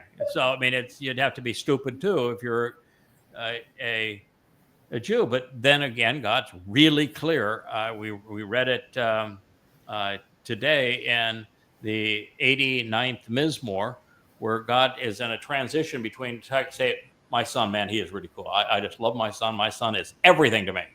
And then, oh, by the way, here's the story of my people, and the rest of my people are not Torah observant. You're not paying any attention. You're totally rebellious. You're not cut into the covenant. And because of all of that, it's a horrible situation for you. And the only reason we're ever going to get back together is because of the time of trouble. And I'm going to call out to you during that time of trouble. So what God's saying is that time of trouble is the only thing that's going to bring Jews back.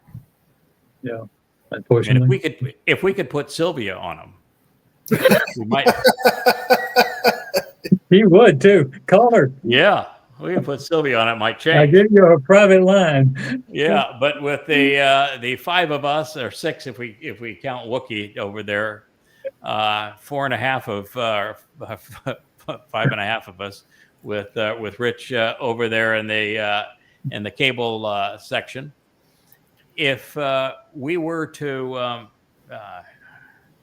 we continue on, I don't think that we're going to have, based upon everything we've read in the Torah, everything we've read in the prophets, I don't think we have great success with Israelites. And the more I expose what God had to say on X, the more I have people just taking cheap shots and being obnoxious. Yeah, I don't know how you take it all day. Whew. Wow, yeah, I know you come over there, and it's a tough tough place. It is there are people, I'm sure, that say you've got to have a pretty good ego to say that God spoke of you and gave you this job, until you actually know what the job entails. Is right. Oh, by the way. Oh, by the way, you get bludgeoned to death at the end of the job for a job well done. That's why I'm wearing red. But no, it's a really difficult job. Moshe couldn't do it. It is. Really, he couldn't. Yahowah failed at it. Dode failed at it. Yeah, no, we went away for the last few years. I'm not in their league, and so, but God says, no, you can't fail at it. And so why I do it is because God made it really clear. You can't give up. You can't fail. You can't stop. You can't let them get to you. When they take a swipe at you, you come right back, and you come back hard, and you come back immediately. You guys have all seen me do it. Every time somebody makes some kind of a stupid statement, come back always and hard and fast. Yeah. And that's where we are, because we cannot fail. But realistically, we're not going to succeed significantly with Jews until their backs are against the wall. And even then, God's going to cheat. He's going to round up the misfits from the land of misfits toys from all over the world and bring them into Jerusalem and say, okay, here's your chance. Now you get to go clean them up. Yeah. And so, you know,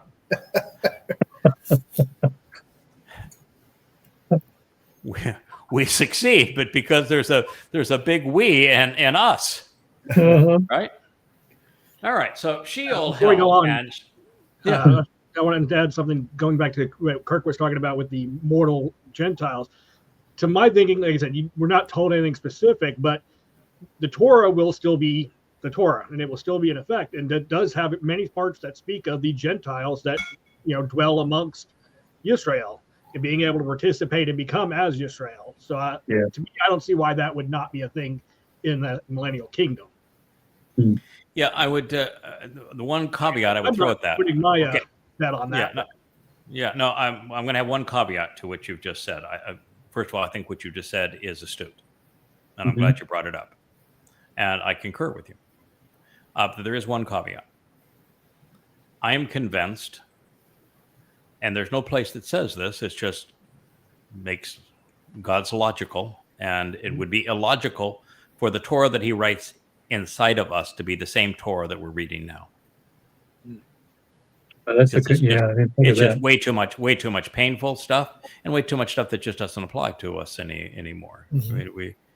We do not need, as covenant members, for example, to know much about circumcision at this point, because we're already an energy-based being. Right. And the fact of the matter is, it doesn't really help us to know about how Miriam rebelled against Yahweh, or how the spies were miserable and God had to kill all of them. We don't need to know about the story about the golden calf, really, do we? Yeah, we're living through the story. Yeah. Right. So what I think is that the Torah that He is writing inside of us is 100% consistent with the story, which is why I think what you just said is true, JB. I don't think there'll be any variation in terms of God's approach in the Torah. And I think He will even warn us about, as a good parent, these are things you ought not do. Don't go and touch the sun. Stars are hot. Don't go inside of a black hole just to see what it's like there. Don't send Kirk, Kevin, inside the black hole to check it out. Don't do that. There's going to be things that He's going to say. Horizon. Don't go. Yeah, don't go past the event horizon, and even then, you're going to get a real spin. He's going to have. Don't do this, because it's really dumb for you. You can do it if you want to, but here's the consequence. And He's going to have lots of things that tell you how to operate in 7 dimensions, because we're going to need to know that. And how to operate DNA in case you want to create, life. So I think the Torah will be a book that is entirely consistent with God's approach, which means your point, JB, is true. And I think that answers the question that Kirk asked. What about for the mortal remnant? They're still going to need the Torah to come to know Yahweh, right?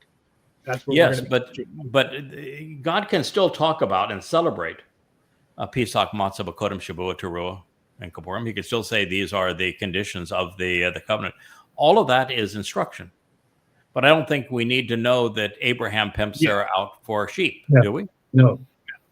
Absolutely. So that's pretty my point is, we don't need to know about the story of the golden calf. So we can, so I just think it's consistent, but written to convey things that are appropriate for the mortal remnant and appropriate for us going forward. I think we're still going to be talking, though, about, I think, Pesach, Matzah, Bakodim, for example, are eternal. Yeah. I think there's actually going to be an eternal celebration of what happens with the Adam of Parah and on Towrah. I think Towrah is a really big deal for God, and I think we're going to be talking about it for a long time. Hope so. Yeah, it was it'd be a great show, and I think God's going to continue to celebrate the role of the bull and the ram and the goat. I think he likes the story. So I just see him being a father where he's going to use a similar approach to prepare us for a bigger adventure without telling us about the disappointments of the past. Mm-hmm. I don't think we need to know the disappointments. I just think we need to have sound advice of this is what you don't do. And I think he's going to do the same thing, which he's going to allow people that he's come to trust and he likes that are devoted to him to have a job going forward that is as teacher. I think he likes to delegate and wants us to enjoy being productive in that way. And, if you're thinking about it, wouldn't it be nice if we could all procreate and we could all enjoy? I've thought about it. Yeah, our own families, but our own families without the rebellion and the fracture. And plus, as Sylvia has attested, the stuff is...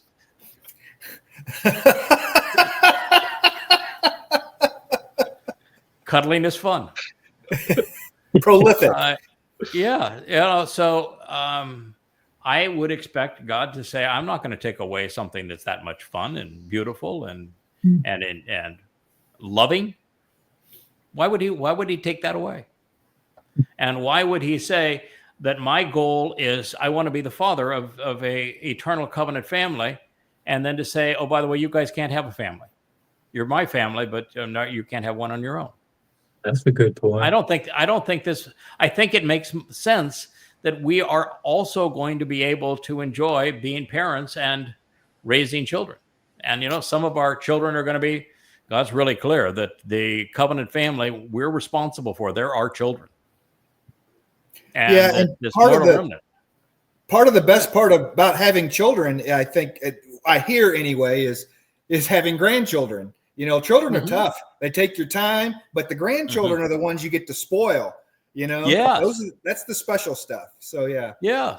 But if you're dealing with the eternity the way that God's going to set it up, I think that you're going to have a much more enjoyable process of kids. I mean, I don't think we're going to be cleaning poopy diapers, for example. Or in potty training. I don't think there's any potty training involved in this. I just think it's going to be a process that is beyond what we can currently imagine, but that loving relationships will continue to be spectacular, and that we will be able to conceive. And I think this will be also true for the mortal remnant. And I think JB, I think you're right, both with Goyim and with Israelites going forward, and that there'll be the transition too from mortal to immortal in covenant. That's what makes the most sense. And God does not need to tell us exactly how things are going to be at a time that is beyond the scope that we can operate in. Yeah, understand much. Right. Yeah. So we are speculating here about a time that we cannot yet operate in. Yeah. But it's important for us to let people know this is what you're choosing, should you choose to be part of that, and this is what's going to happen. So you know what's going to happen with the mortal remnant of Goyim, because he told us. What's going to happen to the mortal remnant of Israelites, because he told us. So we have the responsibility of understanding and conveying what he told us. Yes. Now, going beyond that threshold and what's going to happen as the millennial Shabbat commences for 1,000 years, we know a lot of things. We're going to continue to celebrate Pesach, Matzah, Makudim, aren't we? We're going to continue to observe the Shabbat, aren't we? Mm-hmm. We're going to continue to revel in God's name, aren't we? We're going to continue to have utter respect for Dode and what Dode achieved. Mm-hmm. We're going to continue to watch God work through people. We're going to continue to work because God values work, and all the people that have chosen to be part of the covenant family also value working. So, I mean, we know a lot. We know what the conditions are going to be like in Eden. We know religion, no politics. We're going to be able to converse with animals. It's going to be this great celebration of life. So we know a lot about what's going to happen. Do we know the details? Is there going to be a currency? What kind of houses are we going to be in? Where can we choose to live? How do we, how do we make this transition between 7-dimensional and 3-dimensional when we come to work with the mortal remnant? Where do we get to live? How do we transport between meetings? Who builds the houses? Who powers them? We know who, but how all of that is managed, I don't know. Yeah. That's one thing I like about YAHOWAH is, religion, because they use heaven and hell as carrot and stick, gives you these depictions of glorious heaven and the terrible hell, and which YAHOWAH basically, he doesn't tell us a whole lot of any of that, because all he wants us to make the choice based on is heaven is you're with me, hell is you're eternally without me. Right. And by the way, this is what I'm like. What I'm like is I like people that work with me because I like to work with people. I like to get stuff done. And so we know that heaven isn't sitting around singing songs all day, eating bonbons, and fluttering with wings. It just isn't that sort of thing. God wants us active. He wants us to continue to do things together. But your point is right. He doesn't need to tell us much about what we're going to experience in the 7th dimension, because let's suppose he did. What language would he use? What language would he use? What illustrations would he? Yeah, what illustrations would he use? You're back to Zechariah describing the chariots that are coming down, or you're back to Yahshua trying to describe this banner that he's seeing, and in words he can't, because I don't know what an LCD screen is. Sorry, whatever the case may be. Yeah. And if I knew, even if you gave me an education on the technology of it, what good would it do? Right. It wouldn't be a language to speak of. Yeah. So I'm just going to tell you, it's a moving scroll, and it's like what would he say, like 15 feet by 30 feet, whatever it was. It's a moving scroll, and it's above the witnesses, and it's constantly lifted up, and it's exciting to see the stuff you're going to see on it. Right. So, I think that it's important for God to not try to bribe us to say, oh, by the way, this is what I'm offering you in heaven. And you get to inherit your own planet, and, you get to do this and that and the other thing. No, it's he's let us know what it's like to be with him. Moshe worked at it. Mm-hmm. Dode worked at it. They wrote, they spoke, they learned, they were challenged, they overcame. Why would we expect anything different? Yeah. That's part of being trustworthy and reliable. Right. Yeah. Part of the reason I think that Adam and Yahweh didn't work out all that well is there really was, even though Yahweh said, we're going to work in the garden. I just don't think there was enough to do. Oh. Yeah, I think one of the reasons that, here we've all been together a long time. And the reason we're still together and still growing and still enjoying this is there's a lot to do. Mm-hmm. Right? So having a lot to do has a real advantage. Yeah. Why would that be any different than what we would expect going forward? I like doing. Mm-hmm. I want to wake up and have a full day in front of me and be tired at the end of the day and said, we had a productive day today. This is a good thing we did today. Mm-hmm. Yeah. So I think that's all part of it. We're quickly approaching our 2-hour show. So I would really feel bad if we didn't get it. Make it to 10, 14, 10. Yeah. So I'm going to bring it back up there, Captain of the Cables. Sheol Hell and Shaul Paul, as the least desirable and the most depressing alternative, are anxious in anticipation and indeed excited to summon and meet with you, announcing your arrival. And who are they going to receive? They have been alerted and they're aroused to crush, because it's tremendous pressure. No one escapes the black hole. All of the departed souls, this is Kol Raphaim, all of the departed souls. That means people have died previously, and those who will be taken out during the end of the time of Israel's troubles, all at the same time, which means time for trial, time for recompense, time for resolving all of these issues prior to them being dispatched to hell, because there's a lot of these people aren't going to go straight to hell. So they have been alerted and aroused to crush all of the departed souls of those who have been leaders and rulers of the earth. All. It's going to be really tough. I mean, if you've been a pope, you've been an imam, you've been a priest, you've been a general, you've been a king. Now, I can't say that categorically. Let's say that you were a political leader in a community, and then you say, I can see God's not fond of politics. I should really get out of this. And you decide to abandon it and become covenant. You have nothing to worry about. If you've been a colonel or a general in the military or an admiral, and you come to embrace the covenant, then it's not held against you. Yeah, you're perfect from God's point of view. So this really speaks of those who were leaders right to the bitter end. This is what they did. They never walked away from these things. And the leaders of every nation and institution, the most powerful and important individuals influencing every society, religiously, militarily, and politically, Kol again, Melech, all of them. And all of these Gentiles have established their thrones and positions of power. And that will be that what they really did is they made their bed in hell. Yeah.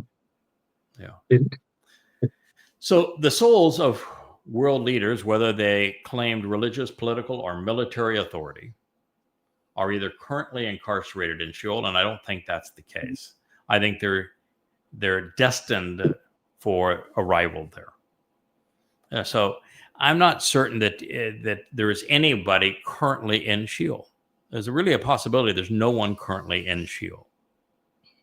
There is the possibility that during that 3.5-year intermission that we have between this phase of the job after Shabuah and before we return to support Elia, the real possibility that we'll do some of it then, and then the last bit of it later.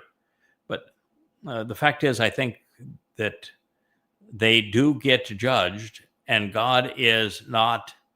There's a handsome. There you are.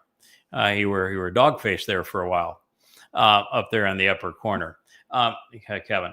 But I think that he wants to process these people and get recompense through people, through his covenant family. So I think he's holding off on sending people to Sheol until such time as they can be processed accordingly.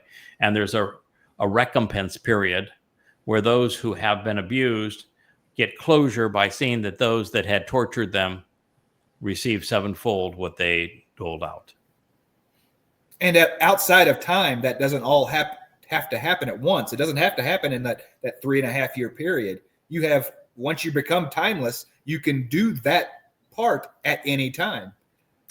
Well, I actually think it's going to happen in that 3.5-year period from an earth time point of view. It's just that time won't move for us the same way. So of that 3.5-year period, it could seem like 15 minutes for us. Right. Hustle up and get the work done so we can go have some fun. That is correct. Yeah, God's not going to. He likes to have. You can tell he likes to have fun. He has a sense of humor, and he likes to have fun, and we'll be doing a lot of that. So no, we're not. We're going to get a break during that 3.5-year period. We're going to get an education in that 3.5 period. We're going to do some fun stuff in that 3.5 period. But I do think that it's a natural time. If I were you, that's how I would schedule it. Let's get a lot of that out of the way now. Right.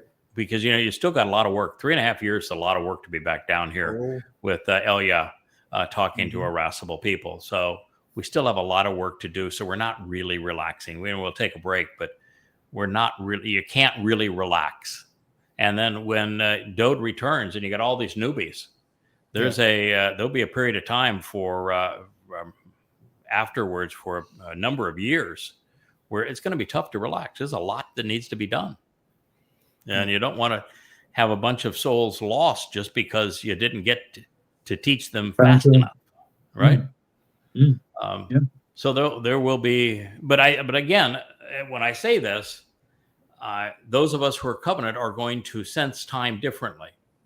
So we can be Johnny on the spot and be there every moment that we need to be there to do the job and still take a year off.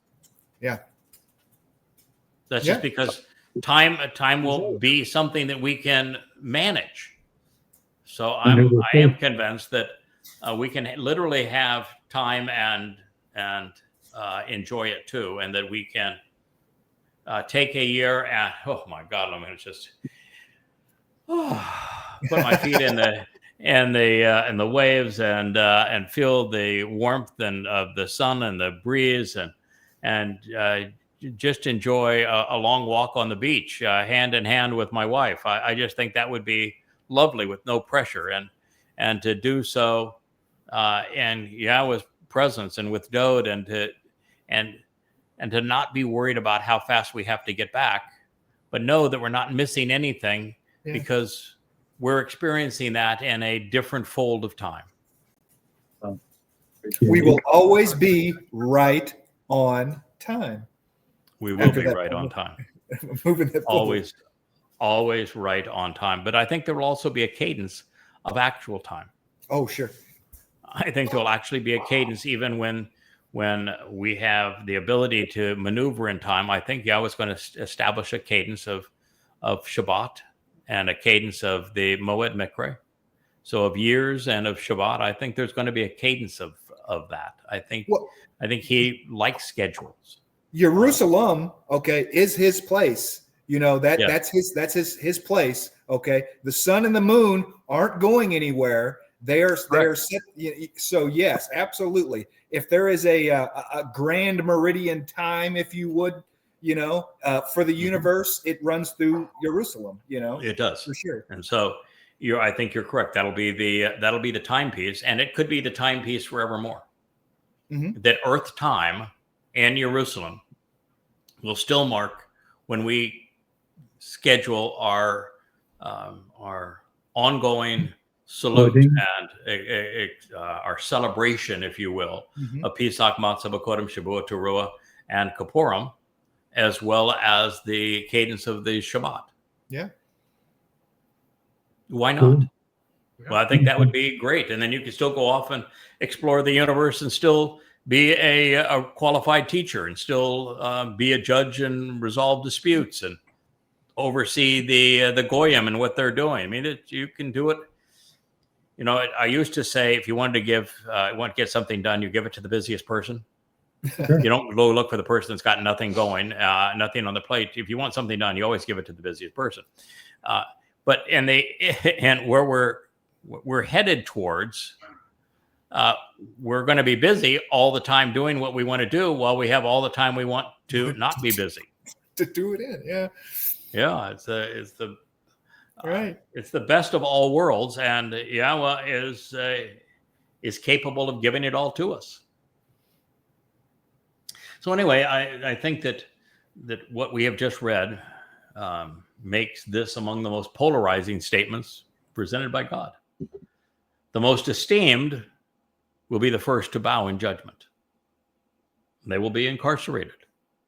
Now, this not only affirms that Paul, lied when he wrote that all governments were established by God and should be obeyed in his overture to the Romans. It unravels the entire fabric of human history, does it not? Yes, sir. Yeah. So Paul's looking really bad in his book on the Romans here. But it's consistent with what Yahweh wrote through Shamael, where he gave us the 12 reasons you ought not be political. Yeah. So there is no getting around this decree. No reprieve for Babylon, for Persia, for Greece, for Rome, for the church, for MAGA, for Marxists. Their leaders are all going to Sheol. And that's all means. So with a parade of tyrants headed to Sheol to meet Shaul, the man who was paramount in establishing the union between religion and government, and who lied regarding God's position on these things, there will be justice. And should you question the fairness of this conclusion, read what Paul wrote in the 13th chapter of Romans and then compare it to what God just said. And oh, by the way, he just said this in a chapter devoted to Satan, who possessed Paul. So those who tend to upend the natural order of things, venerating creation over the Creator, will not find their diminished status and new accommodations to their liking. But given their preference for alerting reality and for altering reality, I should say, and perhaps now they will, be able to redecorate hell. After all, the most acclaimed real estate developer will be available to expand the presidential wing of hell. Boy, I got a guy on X today that just we had one of the shorts that was talking about how Trump is presented as the real estate magnate, the developer who is measure man. I mean, clearly the job is to measure for the construction of this elaborate shrine to Satan. And the man is copper colored. And he is doing all the measuring for this monstrosity of a building. And so I equated this real estate developer and this copper-colored man who was doing all the measuring for what Satan wanted to build that was going to dwarf all other buildings in the world to Donald Trump. And he said, oh, what a childish, stupid thing to say. How could that be in the Bible? How you couldn't be so imbecilic? I don't know if you guys all saw that. That is no matter what you tell people, how adroitly you're able to interpret things that no one has previously understood. What you get is slapped in the face by the religious. But anyway, he will find that he will also have a nice cell that maybe he can get one right next to the real estate developer who's the copper con. And he would say, no, why would God have a guy that is, or why would Satan have a guy that is measuring this monstrosity that he's going to build, like a Trump Tower with naming rights? And he picked a guy that he called copper colored to do all of this scheming with him and measuring this gargantuan superstructure if he wasn't talking about Trump. And don't forget the flap. Well, the flap is that's from Daniel. No, but still, that is the goat. The goat hair is from Daniel. Wheelchair bound with really flashy, gaudy wheels. That's in Daniel as well. The fact he's a real old guy. That's in Daniel. The enormous ego, a maniacal ego. That's in Daniel. The being exceedingly meddling. That's in both Isaiah and in Daniel. Yeah, he's pretty well typed. He's called a sexual pervert in Daniel. Yeah, he's pretty darn well typed. Yeah, he is really well typed. And it even says that, he's going to form this alliance with 10 bonehead blowhards, and then he's immediately going to turn on 3 of them. Mm-hmm. Who does that? Well, Trump does that. So, yeah, there's a lot of indications that it is the Donald. So the inmates were overheard chatting with one another regarding this turn of events. And all of them will respond, and they will say to you, have you also become weak and afflicted, riddled with anxiety, similar to us, becoming like the proverb? Yeah, it's going to be really surprising, I think, particularly for the religious. I mean, can you imagine, Allahu Akbar, I kill you, expecting that by raping and killing and torturing and terrorizing Jews, that rather than getting your virgins in paradise, you get Allah in hell. And you're going to say, wait a minute, you're Allah? What in the hell are you doing here? That's essentially what they're saying here. Or, the Christian that is expected to go to heaven because the Jesus saves me. And you find out, wait a minute, Jesus, you're Satan? Nah, come on. No, really? I'm in hell? If you've read the It's Quran, going to though, really- you're not going to be surprised to see Allah there. That's where he tends to spend most of his time. Oh, of course, yeah. If you're He's just Muhammad, not you going to know be doing it. his favorite thing of torturing. If you're a Muslim and you read the Quran and you find that every mention of Allah, he's in hell torturing people. Yeah. And he's never depicted in the brothel teasing them with perpetual virgins. But you're stupid enough to believe that to be a murderer, God's reward for mass murderers is to reward them with boys and girls that are perpetually virgins. And it's boys and girls. Mm-hmm. And that's your God's reward. The rivers flow with wine, and yet wine's prohibited on earth. You can have sex with any number of these naked women that are parading around with you, but you can't do that on earth. That would send you to hell. And you're going to believe that is the reward that God is offering those who kill for him and torture for him and steal for him. And that those who don't steal and torture and kill for him, he's going to torture forever in hell. And you can't figure out, wait a minute, that may not be God? What was your first clue? What's your first clue? This isn't God. No, do I feel any compassion for these people? No. I mean, No. Well, gentlemen, we're at the 2-hour mark. That's probably the proper length for the hour show. It is actually more fun on these shows because we can talk about ideas. We can talk about important things, subjects of the day. We can have a family discussion. We can even have Rich over here and his what a handsome shirt that is there, Rich. With you should have been on the show more. You even have your new microphone over there, don't you? No, this is the same old one. Oh, the same old one. The Rainbow Room's got a new mic. Okay. Okay. Yeah. Rich has brought in 2 more of these Shure mics. I had bought 2, but he has brought 2 more. But his are the super duper versions of the Shure 7Bs. And yeah, mine. You see, I have this down here. This is the Preamp. A preamp for it. His have the preamp built into them. So we are really going to be set. He's actually got a new computer coming that is specifically to run this show in the studio, so we can do video feeds and do all sorts of special effects with the show. And so yeah, we are definitely working in the direction of having a real serious production capability here. Yeah. And now if we could only find a host and some co-hosts that could keep up with the keeper of the cables, we'd be there. Actually, Right. I think we're doing a fine job of a difficult job. And I think Yahowah in this case is just flat old delighted. There's Leia with the effort. Wookie is still in his jams.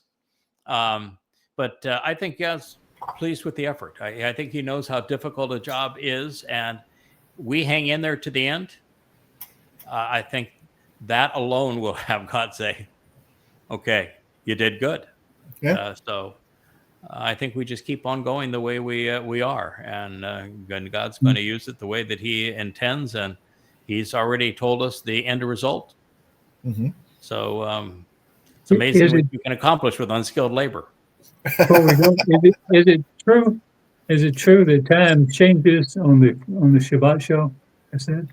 Yes, yeah, time changes on the Shabbat show. Yeah, indeed. Yep. Well, thank you all for participating. It's lovely to see the artistry behind you guys. You were taunting me with my picture. Sylvia has now heard that she is the decider. It's what's going to happen because, well, she whooped me in the debate. And I got to live with it. Yeah, man. I tell you what, I wouldn't argue with her. I don't. That would be my. No, that would be. We have a term in the South. It's called "yes, ma'am" and "no, ma'am." Yep. Yeah, she's got character, man. Mm, Yeah, she's got intellect. She's smart. She's remarkable. I like all of those traits. I find endearing. Yeah. So, and she's got a sense of humor. Yes, she does. And a mean streak too, which is also important. You got to have that to be fair, to be moral. She's Yeah, got you know a what to moral love and what to hate. judgmental streak and an exceedingly loving and supportive streak. I think you won the jackpot there, Guy. I obviously have. We did. Yeah. She's Yahoo. If I don't believe it, she'll tell me. Yeah.